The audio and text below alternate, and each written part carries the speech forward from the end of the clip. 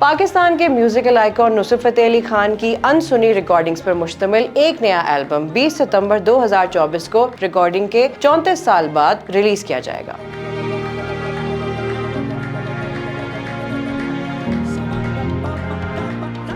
गुमशुदा एल्बम, जिसे chain of light का नाम दिया गया है, पीटर गैब्रियल के रियल वर्ल्ड रिकॉर्ड्स के टेप आर्काइव से मिली। ये लेबल, जिस पर नुसरत फतेह अली खान ने 1989 में दस्तखत किए और जिसके बाद 1990 की दिहाई में उनके साथ आलमी तौर पर सराही जाने वाली एल्बम्स का एक सिलसिला शुरू किया।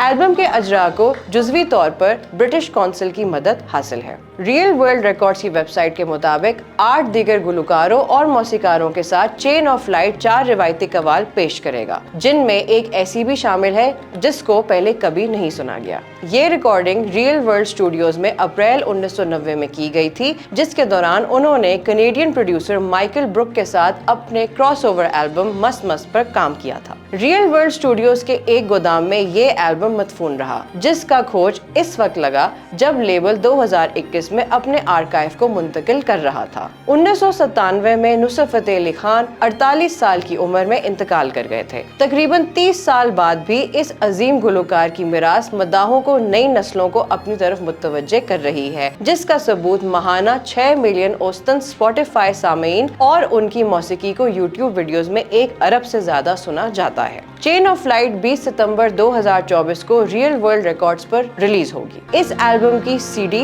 मेयारी एलपी और महदूद एडिशन के एलपी वर्जन अब पेशगी ऑर्डर के लिए दस्तयाब है।